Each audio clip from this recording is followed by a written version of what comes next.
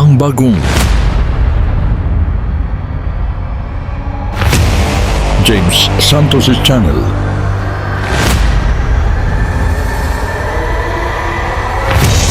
Bagong tema, bagong boses, may komentaryo. Ang pangangaral ni Brother Eli Soriano.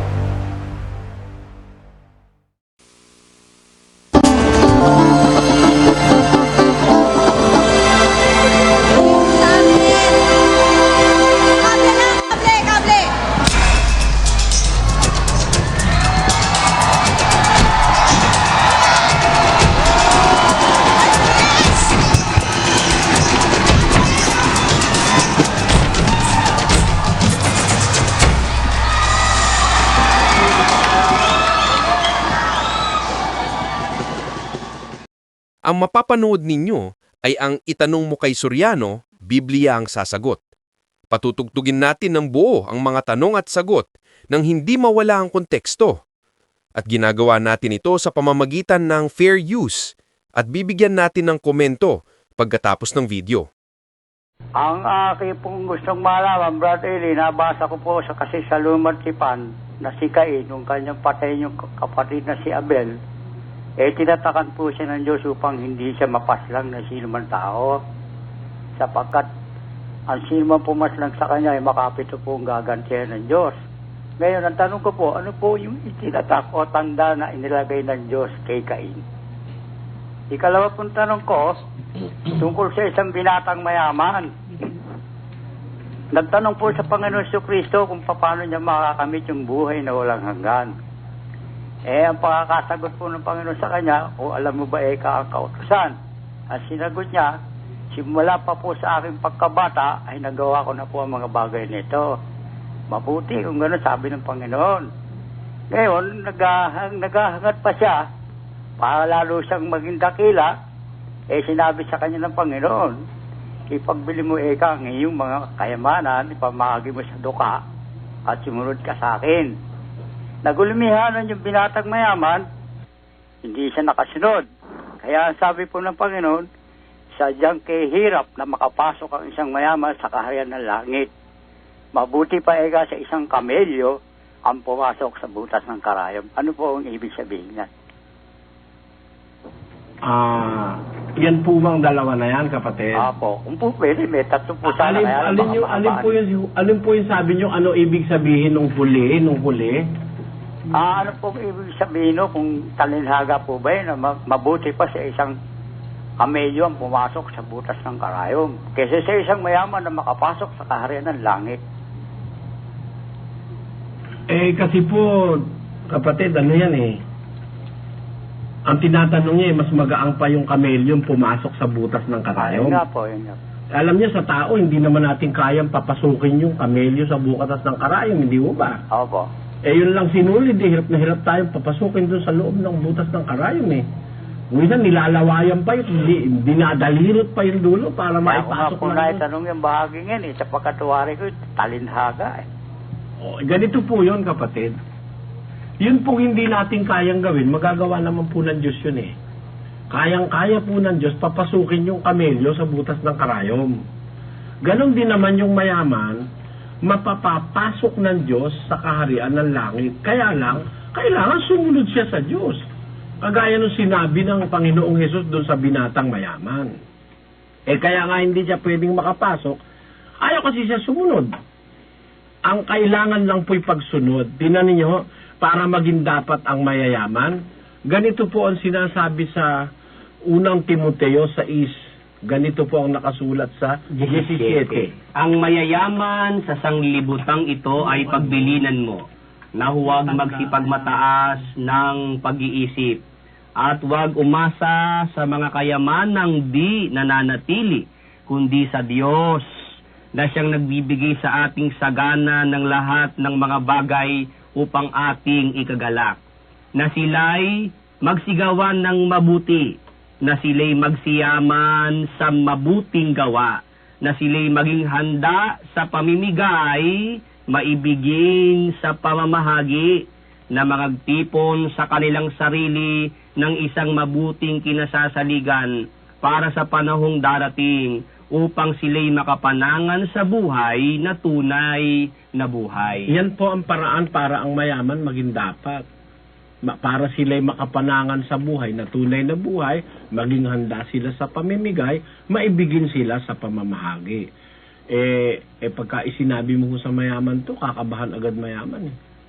Hindi ho mahilig mamigay ang mayaman, kaya nga yumaman yun, maramot. Yun ho ang hirap, kaya hindi sila makakapasok sa langit.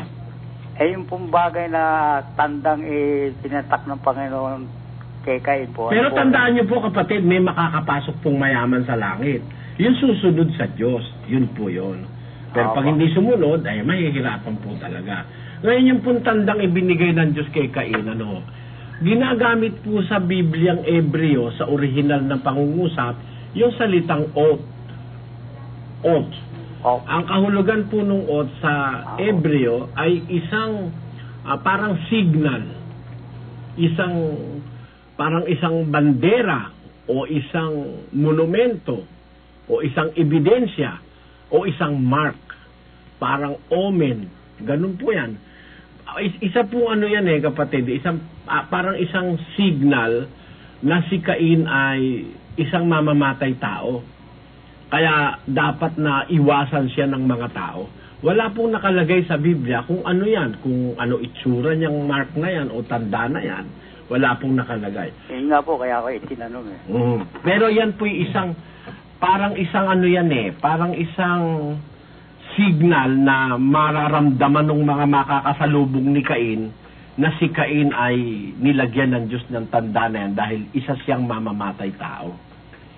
Yun po. Pero hindi po natin matitiyak sa Biblia kung ano eksakto yan. Kung yan ba'y isang nunal o yan ba'y isang kulugo o anuman. Hindi po natin alam yun. Hindi siya makatwid po, makakaramdam na sila yung kanilang pandama. Oo, pandama po yan. Pandama. Mararamdaman nila na si Cain ay isang taong mapanganib.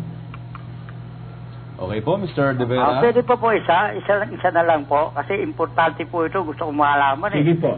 Tungkol po kay Propeta Ezekiel tsaka kay Apostol Juan, meron po silang nilulong libro o kinain yung nakatiklupes. Ito po ba'y literal o spiritual? Hindi naman po literal yan, kapatid. Hindi naman po, hindi po literal yan. Actually, yan pong aklat na yan po ang salita ng Diyos yan ang Biblia kapatid. Ganun po. Larawan po ng pagtanggap yon ng salita ng Diyos. Alam niyo po, yung sa aklat ng Apokalipsis, ano po yan mga symbolikal po yan Hindi po literal yan. Kasi kung yan po ililiteralin mo, hindi naman po ipapakain ng Diyos kay San Juan kung yan papel o kaya ay balat ng hayop. Mahihirinan yun. Di ba? Kung literal yun. Hindi po literal yan. Hindi siya makatid po, po yung salita ng katotohanan ng Diyos. Opo, na pinakain kay Juan. Ang ibig sabihin, pinatanggap kay po Juan. sa kanyang mga labi. Opo. At tumamis ang kanyang bibig nung makain niya yon. Kasi po ang pagkakamali natin pag nagbabasa ng Biblia, akala natin pag kinain, ang ibig sabihin ng kinain, ninuyat at nilunok, gano'n, may uminom ng tubig, gano'n. Hindi po gano'n sa Biblia. Sa spiritual po, tinupad. Kasi Ay, po, sabi nga po ni Kristo dun sa 4:4 ng Mateo hindi lamang sa tinapay nabubuhay ang tao, kundi sa bawat salitang lumalabas sa bibig ng Diyos. Kasi po, kaya ako nasabing gano'n, dahil nung sinabi niya sa mga alagad, Panginoon, hindi ka pa kumakain, sabi ng mga alagad sabi niya, meron na akong pagkain, hindi niyo nalalaman. Ang aking pagkain ay ang pagtupad ko sa kalooban ng aking mga nasa langit. So sa makatwid po, yung pagkain yun po yung mga banal na salita ng Diyos na ipinahayag ng Propeta Ezekiel. Opo, at saka yun po kay San Juan. Tinanggap po nila yun mula sa Diyos. Ganun po. Maraming salamat po, Brad Eli. Hindi ko kaya magkaroon ng contradiction yung itatanong ko sa inyo. Sige po. Dahil po dito ko sa Juan, sinabi nyo, tres ba ito? Na wala pang nakaakyat sa langit, tungkol ho sana kay Maria na ina ng ating Panginoon, ang aking itatanong. Apo. Brother Eli, nasaan po kaya ngayon ang kaluluwa ni Virgin Mary? Nasa langit po kaya? Ay, ano po yan, kapatid? Ang kaluluwa ng isang taong namatay, nasa kamay ng Diyos yan, sabi ng Biblia. Pero yung kanyang katawan, babalik ko sa lupa yun. Sabi ng Biblia yun eh. Ang alabok, babalik sa lupa gaya ng una. Nasa 13:7 po yan ng aklat ng Ecclesiastes. Pakinggan nyo po ang sinasabi rito sa Ecclesiastes 12:7, I mean. 12:7 po, ito po ang ating mababasa. At ang alabok ay mauuwi sa lupa gaya ng una. At ang diwa ay mababalik sa Diyos na nagbigay sa kanya. Then shall the dust return to the earth as it was, and the spirit shall return unto God who gave it. Ayan. Okay. Salamat po ng marami. Yan lang po ang isang katanungan. Pero wag po kayong maniwala, kapatid na Mr. Mendoza, na si Maria pumanhik sa langit, body and soul. Ang doktrina Katolika, si Maria raw pumanik sa langit, katawan at kaluluwa. Hindi po totoo yun. Alam nyo, hindi pa po pumapanik sa langit si Maria. Ang kanya po katawan nasa lupa pa. Pagdating po ng pagkabuhay ng mga patay, doon pa lang po ire-resurrect o bubuhaying maguli yung katawan ni Maria. At pagkatapos po, papalitan nyo ng panibagong katawan, saka lang pa siya papanhik sa langit. Pakinggan nyo, babasahin po natin sa unang Korinto 15:51, kapatid. Ito po ang nakasulat. Narito, sinasaysay ko sa inyo ang isang hiwaga. Sa 50 po natin umpisahan. Sige, 50. Sinasabi ko nga ito, mga kapatid, na ang laman at ang dugo ay hindi makapagmamana ng kaharian ng Diyos, ni ang kasiraan ay magmamana ng walang kasiraan. Ano, hindi po pala po pwedeng yan, laman at dugo, makapasok sa kaharian ng Diyos eh. Brethren, I say this, that flesh and blood cannot inherit the kingdom of God, neither that corruption inherit incorruption. Hindi po pwede na yung may kasiraan, yung katawan, makapunta dun sa walang kasiraan, sabi. Kaya hindi po pwede mangyayari. Sa 51, tuloy po natin ang pagbabasa. Narito, sinasaysay ko sa inyo ang isang hiwaga. Hindi tayong lahat ay mga tutulog, ngunit tayong lahat ay babaguhin. Ayun, lahat ng taong maliligtas po babaguhin. Paanong pagbabago? Sa isang sandali, sa isang kisap mata, sa huling pagtunog ng pakakak, sapagkat tutunog ang pakakak, at ang mga patay ay mga bubuhay na mag-uli na walang kasiraan, at tayo'y babaguhin. Sapagkat kinakailangan na itong may kasiraan ay magbihis ng walang kasiraan, at itong may kamatayan ay magbihis ng walang kamatayan. Tatapwat, pagka itong may kasiraan ay mabihisan ng walang kasiraan, at itong may kamatayan ay mabihisan ng walang kamatayan. Kung magkagayon ay mangyayari ang wikang nasusulat, nilamon ng pagtatagumpay ang kamatayan. Ayun, sabi po sa Biblia, papalitan niyang katawan na yan. Kaya po pagdating ng panahon, doon pa lang po papalitan yung katawan ni Maria, doon pa lang siya po pupunta sa langit, kapatid. Wala pa po siya sa langit ngayon. Salamat po. Salamat po. Marami. Hello, magandang gabi po, Brother Eli. Opo, magandang gabi po. Tanong ko lang po, Brother Eli, totoo po bang may impyerno? Meron, sa Biblia yun eh. Pero po, yung pong purgatory, Brad. Wala sa Biblia yun eh. Mali po yung sa tuturo ng mga Catholic po. Ay, matagal nang mali yun. Kasi pati yung limbo, marami silang inimbento kasi wala naman sa Biblia, di turo ni Kristo. Miski nga si Jose Rizal nagsabi, wala namang purgatorio talaga sa Biblia. Nakakaano sa Katoliko, kung alin yung wala sa Biblia, yun ang tinuturo. Tapos kung alin naman yung nasa Biblia, ay namang ituro. Tiyan mo? Baliktad talaga eh. Kaya masasabi ko, sana wag silang magalit. Pero kung magagalit sila sa akin, di okay lang. Hindi naman ako natatakot makagalitan ng kung sa kahit na sino pang tao eh.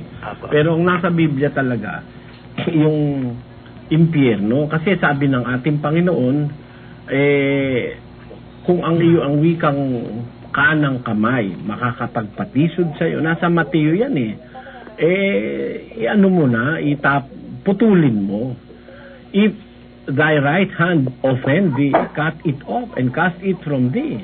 For it is profitable for thee that one of thy members should perish, and not that thy whole body should be cast into hell. Tamo? Merong hell Apo. na kung saan ilalagay ang isang taong masama. Nandun sa ano yan, sinabi rin niya ng ating Panginoong Jesucristo sa 10:28 ni San Mateo. Pakinggan niyo, kapatid. No? Ang nakasulat po sa talata ay ito, at huwag kayong mga takot sa mga nagsisipatay ng katawan, tatapwat hindi nakakapatay sa kaluluwa, kundi bagkus ang katakutan ninyo'y yaong makapupuksa sa kaluluwa at sa katawan sa impyerno. Ayun. Fear not them which kill the body, but are not able to kill the soul, but rather fear him which is able to destroy both soul and body in hell.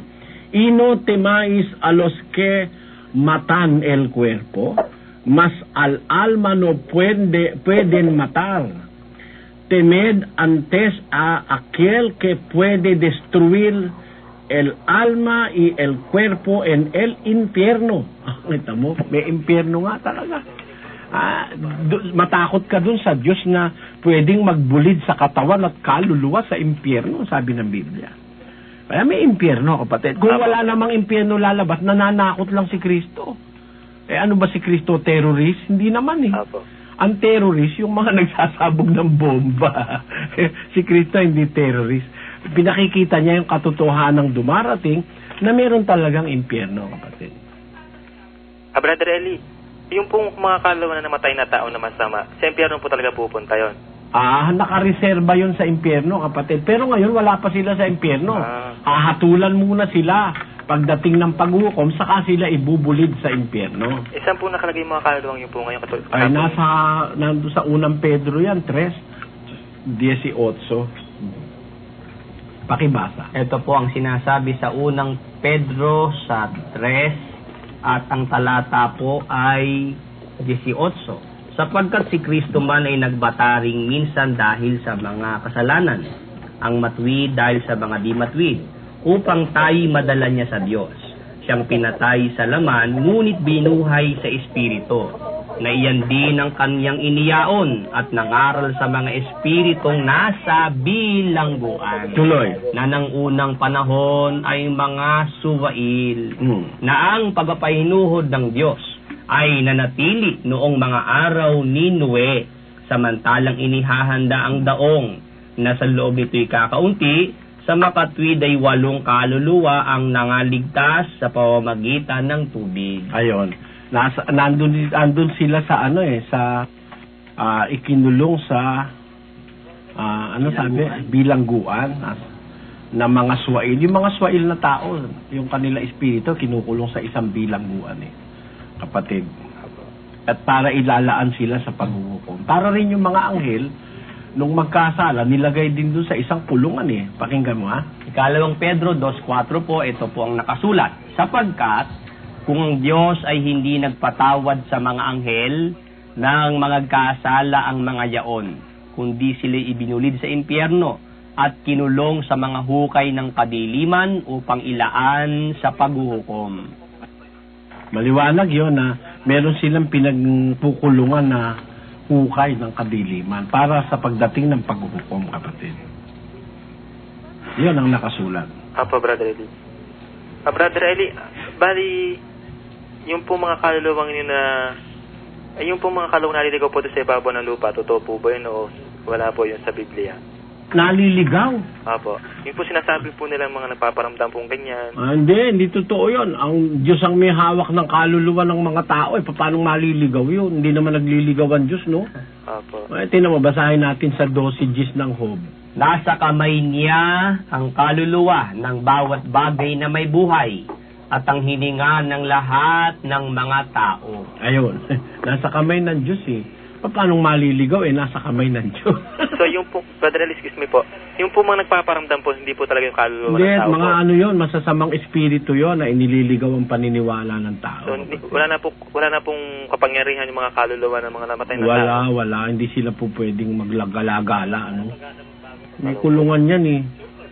So wala pong katuturan yung mga paparamdam po yung mga white Ay, naku, wala. Hindi totoo yung kamaniwala dyan. Mga demonyo yan. So ganun po. Thank you po, Brother Eli. Sige, salamat. Salamat din Maraming po. Brother Soriano, Opo. gusto ko lang kong magtanong Sige po. at gustong ipaliwanag ninyo sa akin ang Genesis 5:6. Kasi ang Panginoon Diyos ang lumalang ng lahat ng bagay dito sa mundo. Sige po. Maging hayop, maging tao, maging anuman yan. Ano po? Opo. Ngayon, bakit po nilipol niya ang mga tao at pinagsisihan pa niyang nilalang niya ang tao nung panahong yun?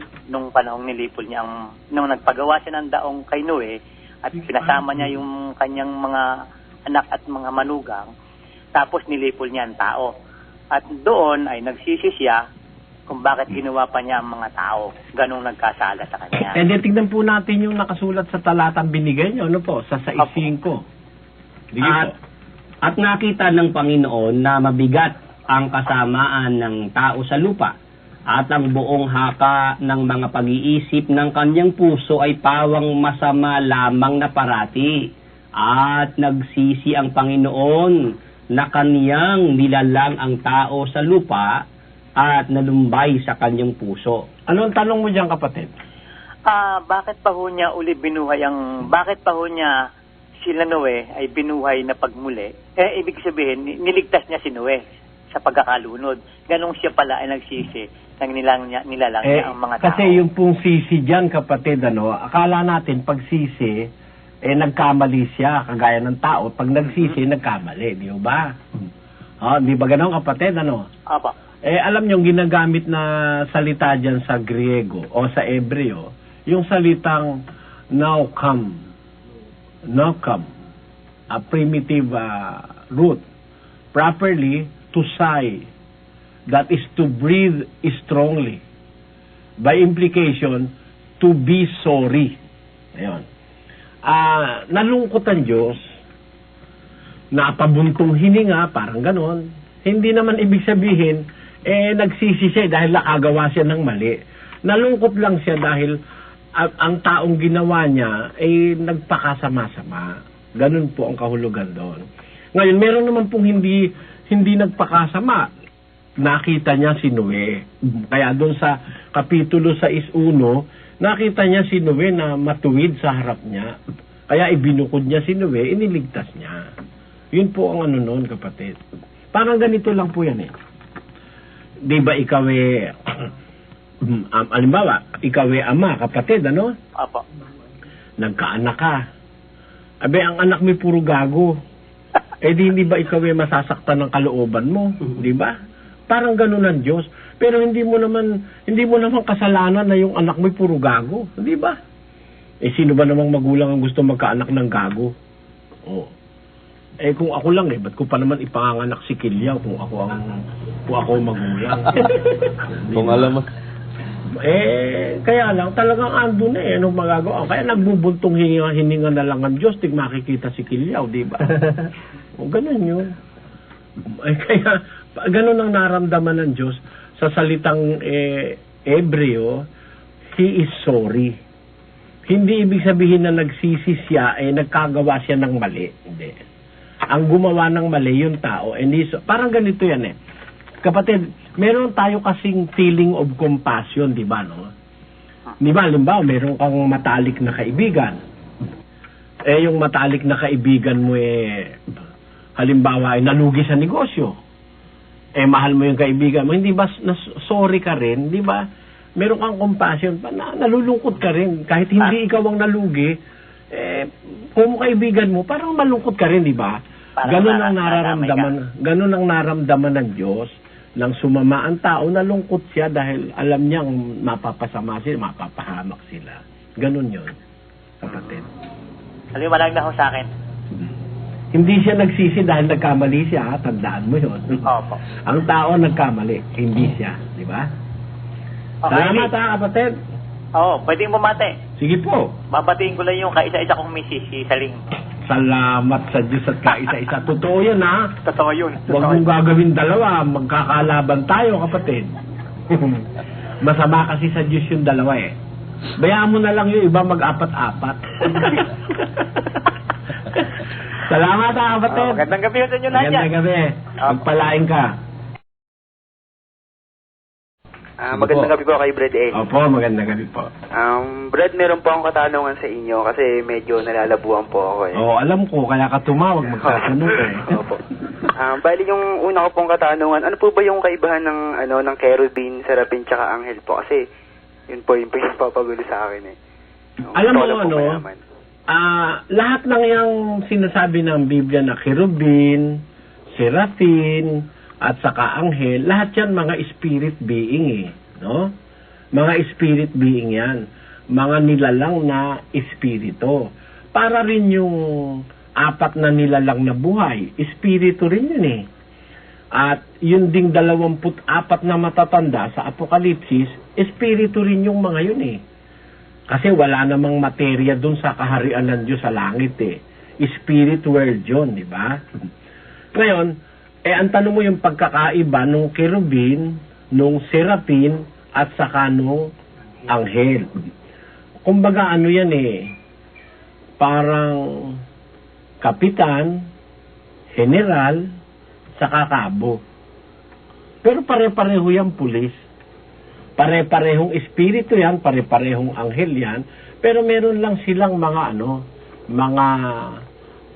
magkakaibang designation. Kumbaga designation yon. Sa Biblia kasi, wala namang maliwanag na detail kung sila mayroong pagkakaiba sa pakpak. Ano?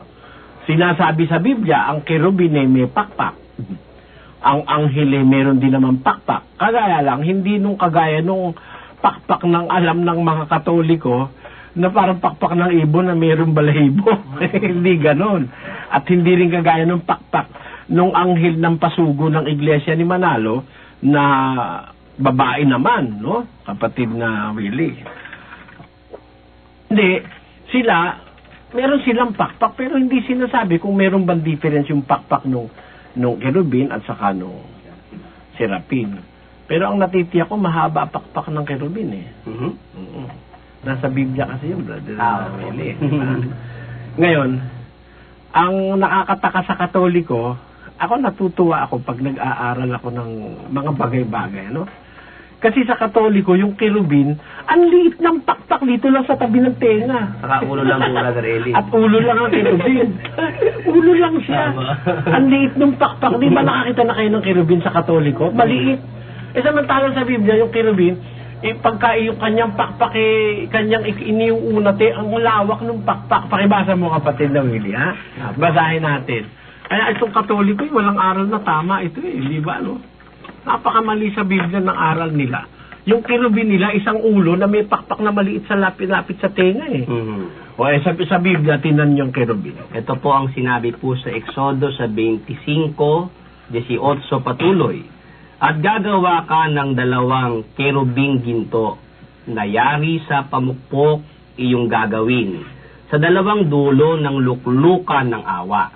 At gawin mo ang isang cherubim sa isang dulo at ang isang cherubim sa kabilang dulo. Kaputol ng luklukan ng awa, gagawin mo ang mga cherubim sa 2 dulo niyon.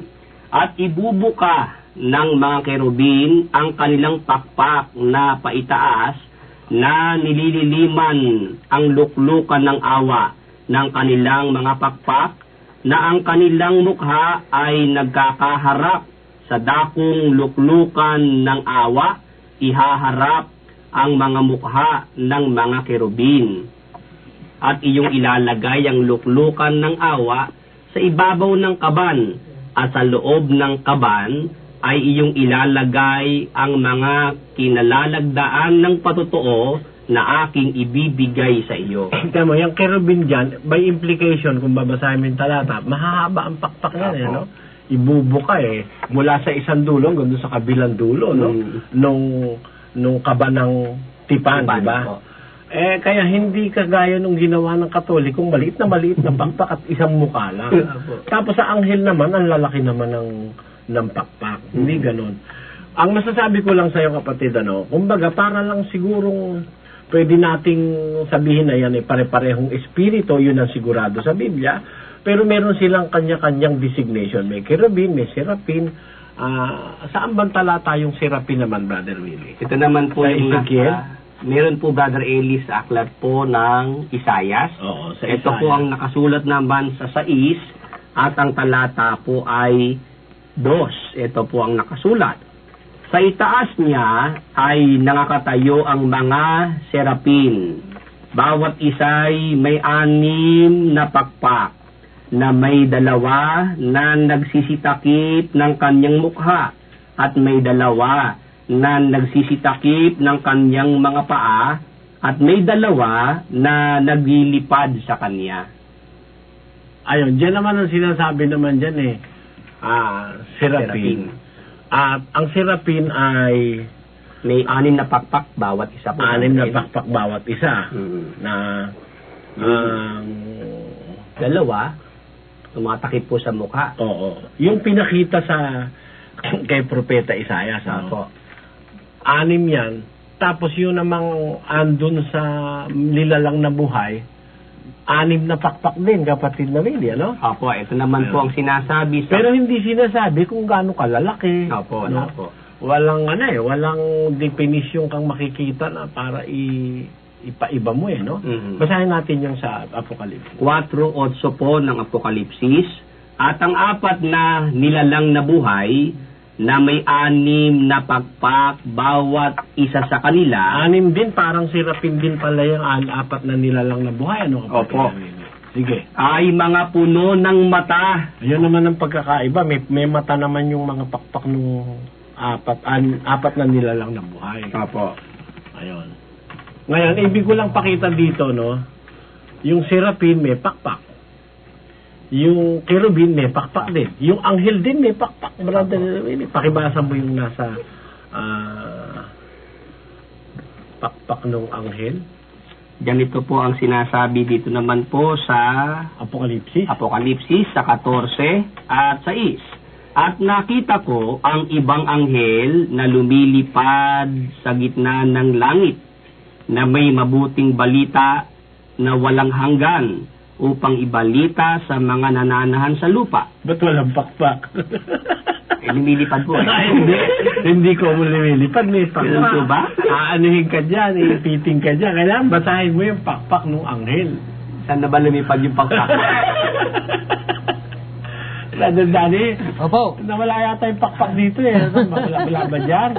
hinahanap po namin dito yung pakpak. Sige. Dapat Asan yung pakpak ng cherubim? Ng anghel po. Ay, ng anghel. Sige, pakitingnan. Opo. Yung Sa pakpak Ezekiel ng gata, kapatid na Willie, mayroon Sabi ko nga sa Ezekiel, ayaw niya Hindi ko alam yung sa Ezekiel, baka alam mo Teka lang, ha?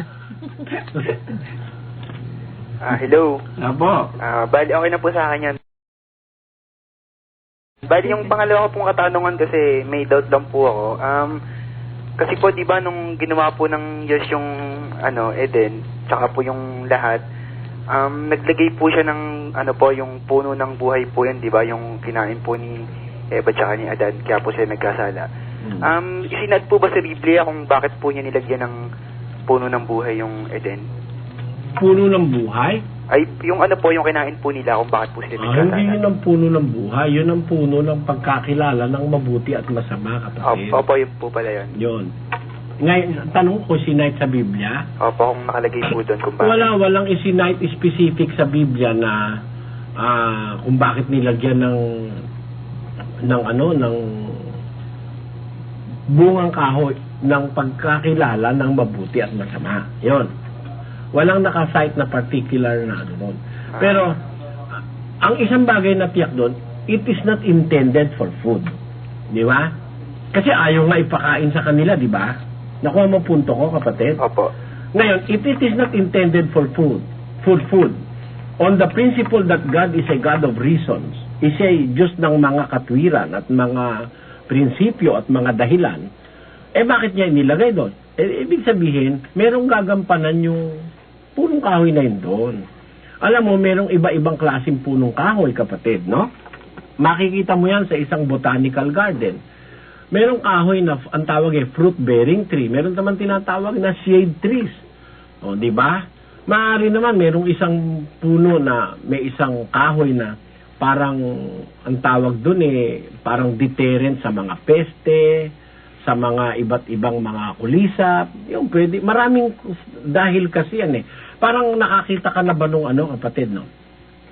Yung tinatawag ngayon na puno ng eucalyptus, yung eucalyptus, yun pagka mayroong kantanim nun, hindi masyadong naglalalapit dun yung mga, mga lamok kapatid. Insekto po, Brother Eli. Mga insekto. Kaya ako may tanim akong eucalyptus Hindi talaga, kahit anong insekto, talagang hindi lumalapit dun sa puno na yun Nung nilagay ko yun sa may tabi ng bintana ko, hindi nagpapasukan yung lamok dun sa bintana. Di ba? Meron talagang gano'n na mga iba-iba kasi ang layo ng pagkakalikha ng Diyos sa iba't ibang mga puno. Meron naman puno para sa kanyang lumber o sa timber na makukuha sa kanya. Meron namang puno para sa kanyang shade. Meron namang puno para sa kanyang fruit. Meron namang puno para sa isang partikular na pakinabang na hindi naiintindihan ko minsan ng tao. Ganon siguro yung puno ng pagkakilala ng mabuti at masama. Ayaw ipakain ng Diyos yun sa kanila, yung bunga nun, sila ikay mamamatay. Ngayon, maaari rin nating sabihin na yun parang pantest ng Diyos doon sa katapatan ng dalawang mag-asawa. Maraming posibilidad yun, pero walang specified sa Biblia, kapatid. Bali, pwede po pong isang maiksi lang na tanong. Sige po. Tungkol lang po sa mahabang buhok na sa lalaki. Kasi di ba po, sabi po sa Bible, sinasabi niyo po na kaparehan po sa lalaki yung maiksi po yung buhok. Kung halimbawa pong may siyempre po, karamihan sa mga kabataan ngayon, mahihilig pong magporma-porma. Bali, kung halimbawa pong magpapahaba po sila ng buhok, magkakasala po ba sila? Nakasulat sa Biblia, pagka ang lalaki mahaba ang buhok, kawalang puri sa kanya, mahalay sa kanya sa paningin ng Diyos. Kung gusto mo kasing makalugod sa Diyos, hindi ka gagawa ng mahalay sa kanya, no? Sabi kasi ron, that not even nature teach you that if a man have long hair, it is a shame unto him. La misma naturaleza no os enseña que al hombre sea deshonesto criar cabello, ang sabi niya. It is a shame unto him. Kahiya sa paningin ng Diyos. Kaya kami hindi namin pinapayagan ng aming mga kapatid na lalaki magpahaba ng buhok. Pero ang sabi dun sa kasunod na talata, but if a woman have long hair, it is a glory to her, for her hair is given her for a covering. Yan ang nakasulat. Yan ang nasa Biblia, kapatid Bali sa babae naman po, bawal po magpagupit. Ganun. Sa babae naman, kailangan yung mahaba ang buhok naman, di ba? Mahaba yung buhok. Paano po kunyari? Mahaba po sobrang haba na po yung buhok niya, tapos gusto po niyang paputulan. Hindi, nakalagay naman dyan, yung nature ang nagsasabi di ba? Opo. Kaya kung hanggang saan ihahaba ng nature yun di ba? Pwede yun. Bali hindi na po dapat pagupitan yun. Bali yung nature na po yung bahala doon. Oo, nature. Kasi gano'n naman karamihan sa babae namin gano'n, hindi naman humahaba ng mahaba yan no? Hindi naman, kapatid. By nature talagang mahaba ang buhok ng babae, pero hindi naman maaapakan mo yun sa haba, hindi gano'n. Sige po, salamat po, Brad. Salamat. Hinggil naman po sa iodized salt, Brother Eli, is it true na talaga pong wala namang epekto? Halimbawa, nasobrahan ka ng intake ng iodine? Kung ikaw ay normal na tao. Okay lang yan. Oo, pero pag meron ka ng problema sa sa glands mo. Thyroid gland. Magkakaroon ka ng problema, di ba?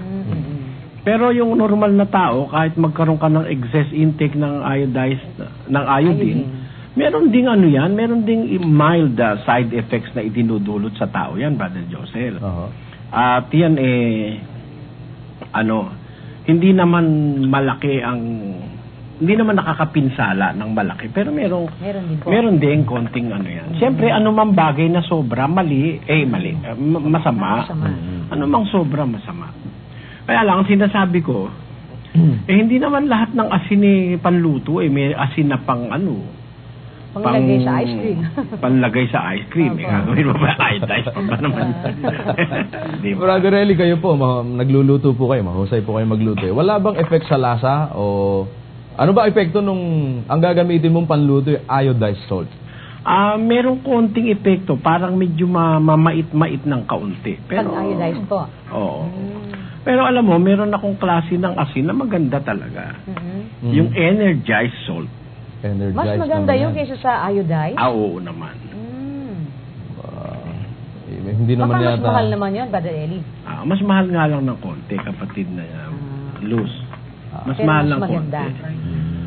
Alam mo kasi, yung asin nga, ano yan mahalaga sa tao yan kasi ang totoo.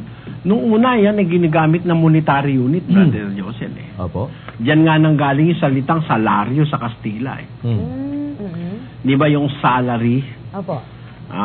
Bibigyan ka ang Roman soldiers nung araw, bibigyan ka ng asin as your salary. Mahalaga kasing commodity nung araw yung asin Kaya yan sal, di ba? Opo. Pan de sal, tinapay na may asin. Diyan ang galing yung salaryo, salary. Diba? Okay. At hinggil naman po dito, Brother Eli, sa industriya ng gulay natin. Meron pa ba tayong, baka may advice po kayo paano maisasalba ito? Dahil bumabagsak ang industriya ng gulay natin, dahil nag-i-import tayo ng gulay mula sa China na napakamura naman kumpara sa sarili nating produkto. Alam mo, yung murang gulay, kapatid niya Josel, yung kuminsan nakakakabayan Bakit po? Kasi kaya mura yung mga ibang gulay na galing sa ibang bansa. Unang-una, yung travel time niyan, nakakailangan ng chemical yan para huwag mabulok. Opo. Oo. Dahil kung malayo ang pinanggalingan, ba't nagtataka ka bakit mas mura kaysa sa produce dito sa atin? Kasi, mong tingnan yung quality ng gulay kung ikaw ang namimili Ang gulay, pagka-harvest, dapat makain.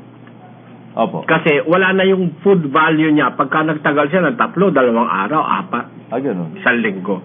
Bawas na yung food value niyan. Yung mga nutrients, vitamins, etc.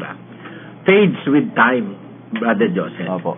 Isa pa, malay mo kung loaded with chemicals yung gulay nang galing sa ibang bansa, no? Hindi mo alam. Oo nga po. Malay mo rin kung yan ay genetically produced. Yung tinatawag na GMO, genetically modified organisms.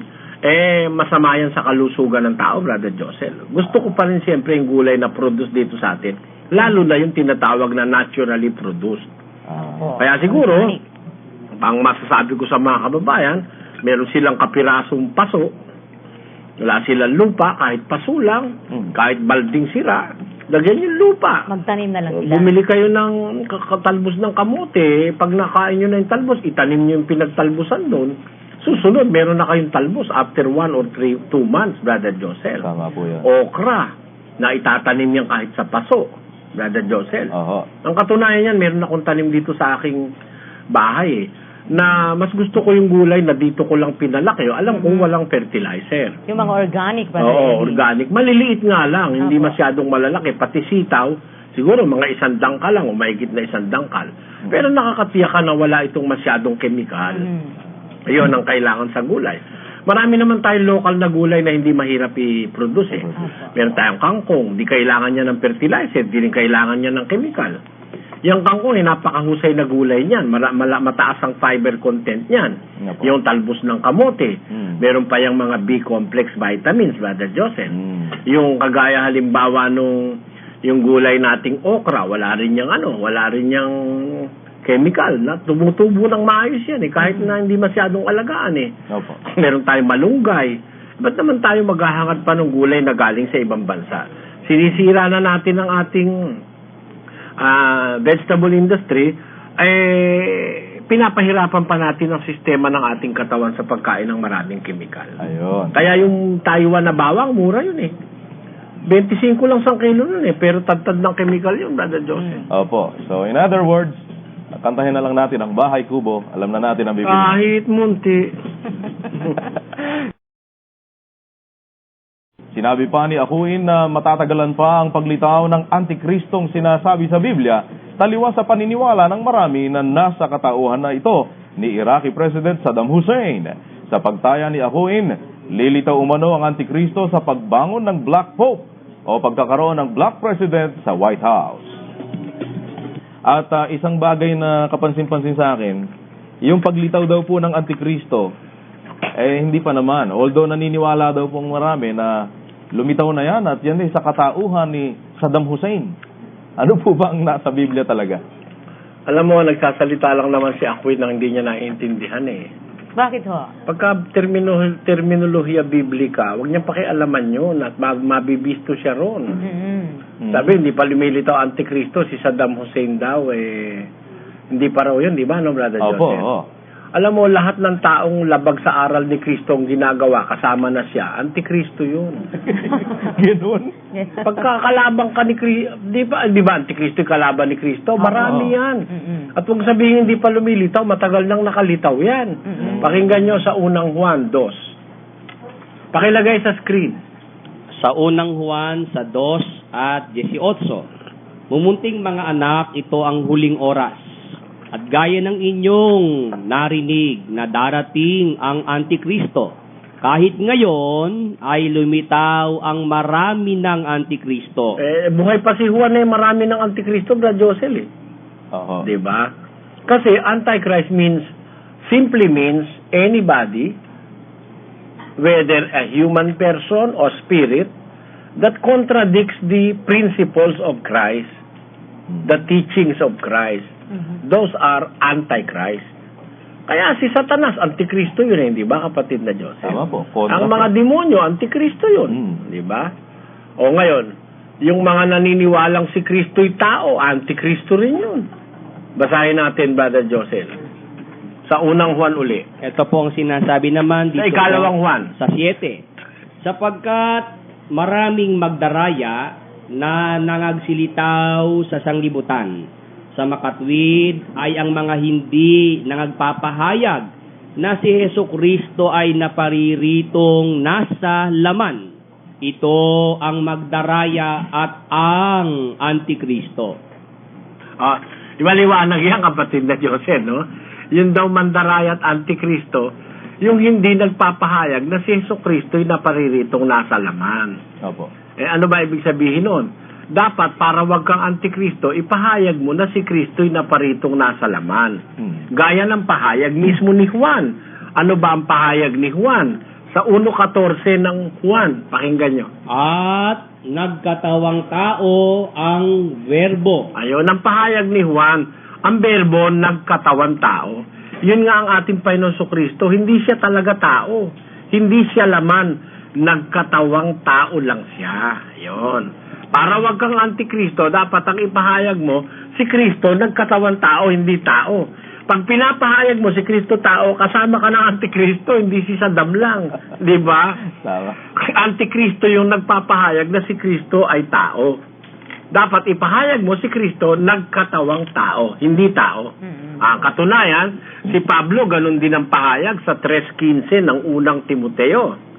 Ito po ang sabi sa 3. 16 na, Brother Willie. At walang pagtatalo. Dakila ang hiwaga ng kabanalan. Yaong nahayag sa laman. Kita mo, sabi dun sa English, and without controversy, great is the mystery of godliness. God was manifest in the flesh. Ang Diyos ay nahayag sa laman. Tamo. Hindi tao, nahayag lang siya sa laman, pero Diyos, nahayag sa laman. Maganda sa Kastila, Brother Joseph. Paano po ang Y sin contradicción, grande es el misterio de la piedad. Dios ha sido manifestado en carne. Tamo? Manifestado en carne. Nahayag sa laman. Hindi siya laman. Nahayag siya sa laman. Naparito siyang nasa laman. Yan. Pag hindi yan ang pinahayag mo, pag sinabi mo si Kristo tao at laman, antikristo ka, Brother Joseph. Ayun. Kaya ang daming antikristo, buhay pasiwan, marami antikristo. Lalo na ngayon. Opo. Diba? Very clear. Brother Mike, ang tanong ko po ay ganito. Brother Eli po. Magandang gabi po. Brother Mike, ang tanong ko po ay ganito. Brother Eli. Hindi ba kayo nasundot ng mangkukulam?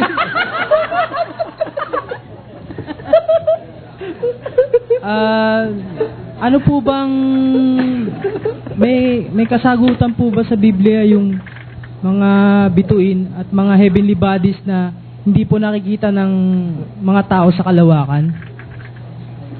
May kasagutan? What do you mean? Yung pong ano po bang gamit nito sa tao po sa mundo natin? Ano po bang bakit po nilikha ng Panginoon ng Diyos Ama ho yun?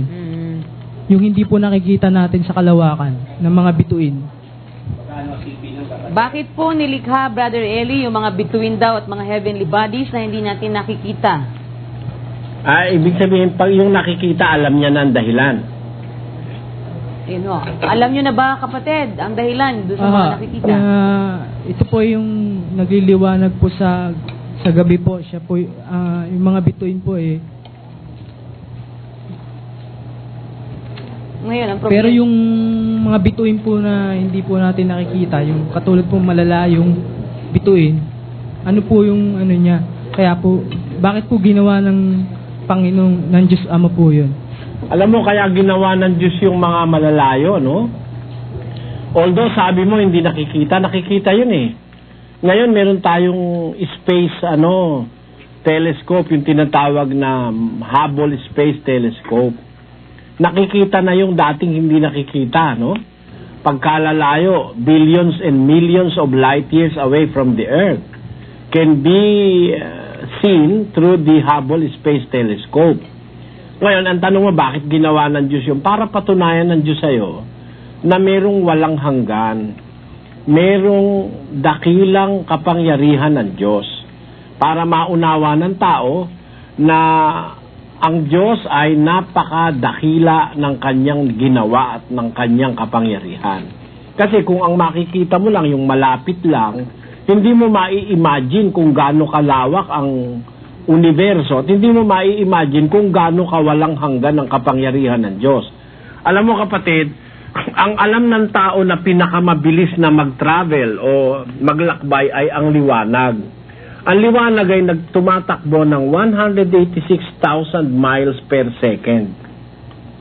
Ngayon, ang malalayong mga galaxy na nakikita ng Hubble Space Telescope, umaabot ng billions of light years away from the Earth. How far is that? Billions of light years. Ang isang light year, maintindihan mo sana, ang layo nun, 186,000 miles per second times 60, 186,000 miles times 60, 1 minute yun. Times 60, 1 hour yun. Times 24, 1 day yun. Times 365, 1 year yun. Yung layo na yun ang matatakbo ng liwanag, napakalayo na noon, yung 1 light year, no? Ngayon, merong mga objects na nakikita sa teleskopyo na billions of light years away. Doon sa mapapatunayan natin, ang kanyang walang hanggang kapangyarihan at pagka-Diyos, nakikita mo sa pamamagitan ng kanyang ginawa. Kasi para sa iba, ano pa ang importansya nun? Ano pa ang silbi nun? Lalayo na naman nun, hindi naman magagamit na ng tao. Yung hindi mo magagamit, makaka-aid sa'yo, makakatulong sa'yo para maunawa mo kung gaano ang kapangyarihan ng gumawa. Mababasa yan sa 1:19-20 ng Roma. Sapagkat ang nakikilala tungkol sa Diyos ay hayag sa kanila, sapagkat ito'y ipinahayag ng Diyos sa kanila. Bakit? Paano ipinahayag ng Diyos? Tuloy. Sapagkat ang mga bagay niyang hindi nakikita, buhat pa ng lalangin ang sanglibutan, ay nakikitang maliwanag, sapagkatanto sa pamamagitan ng mga bagay na ginawa niya. Natatanto natin sa pamamagitan ng bagay na ginawa niya, ang kanyang walang hanggang kapangyarihan at pagka-Diyos. Di ba, Sister Luz? Opo, maging ang walang hanggan niyang kapangyarihan at pagka-Diyos. Ayun, yung kanyang walang hanggang kapangyarihan at pagka-Diyos, natatanto yun sa pamamagitan ng mga bagay na kanyang ginawa. Ang sabi ng Biblia. Hindi ba totoo, kapatid, na kung ang makikita mo lang na ginawa ng Diyos, yung maliliit na bagay diyan, malalapit, baka hindi ka pa maniwala na siya'y walang hanggan ng kapangyarihan eh. Pero, pag nare-realize mo how great the universe is, how vast the universe, and how vast the creation is, lalo kang maniniwala na mayroong isang makapangyarihan sa lahat na lumikha ng lahat ng bagay na yan. Yun ang silbi niya, kapatid. Magandang gabi po, Brother Eli. Magandang gabi po. Dati po akong Iglesia ni Cristo, dati po dahil natiwalag ako nung humiwalay po ako sa first husband ko, then nagkaroon po kami ng kanya-kanyang pamilya. Sabi po ng mga dati kong kapatid sa pananampalataya, wala na raw pong, kumbaga nahatulan na raw po kami, wala nang kapatawaran ginawa namin kasalanan, at saka wala na raw po kami puwang sa salvation. Tama po ba yon? Kung sa kanila sasabihin nila yon, siyempre sa kanila tama yun, ano? Pero sana lahat ng nagkakaasawa ng iba, tinitiwalag lahat nila. Meron akong alam, dalawa rin ng asawa, di tinitiwalag. Tama? Kaya lalabas, hindi totoo, kapatid. Alam mo, ang kaligtasan dumadating sa tao, pag naganap sa'yo yung sinasabi sa Biblia, sa 6:4 ng Ebreo. At pag yun ay tinalikuran mo, doon ka walang kaligtasan. Basahin muna natin. Sapagkat tungkol sa mga minsang naliwanagan. Naliwanagan ka ba? Tapos? At nakalasap ng kaloob ng kalangitan. Nakalasap ka ba ng kaloob ng kalangitan? Tapos? At mga nakabahagi ng Espiritu Santo. Nakabahagi ka ba ng Espiritu Santo? Tapos? At nakalasap ng mabuting salita ng Diyos. Nalasap mo ba yung mabuting salita ng Diyos o hindi nasabi sa'yo lahat? Tapos? At ng mga kapangyarihan ng panahong darating. At ng kapangyarihan ng panahong darating, nalasap mo ba yon? Naganap ba sa'yo lahat ang kondisyonis na ito? Pagka naganap ito sa'yo at saka ka humiwalay, wala ka ng kaligtasan. Pero kung hindi naman nagaganap sa'yo, hindi mo naman nalasahan yung salita ng Diyos na totoo. Ang pinili lang ng pastor mo yung pagkakakwartahan niya.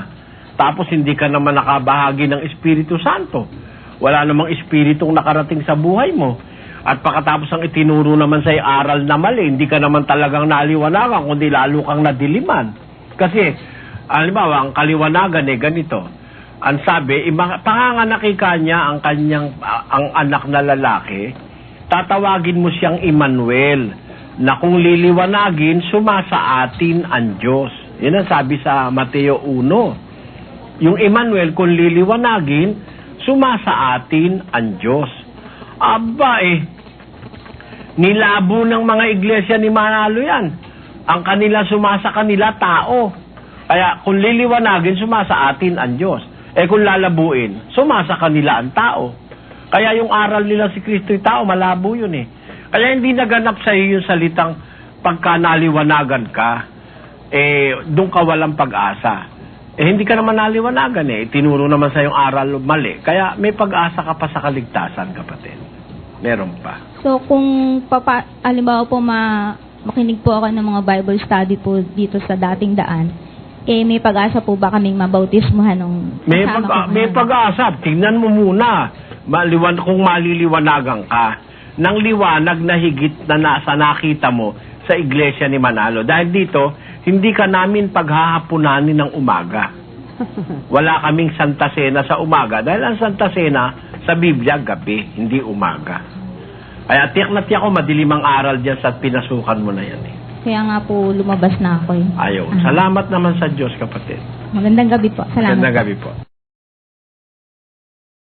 Bibigyan natin ng komento ang napanood nating video. Ito ay malayang komento lamang at hindi upang magmarunong. Ang bibigyan natin ng komento ay tungkol sa nagtanong kung naasaan na ang kaluluwa ni Maria dahil wala pa raw tao na nakakapunta sa langit. Si Brad Eli ay nagbago na ng aral kung saan napupunta ang mga kaluluwa ng mga banal. Dumediretso na sila sa langit at ang mga masasama at napupunta sa Hades at ibinibilanggo upang maghintay ng hatol.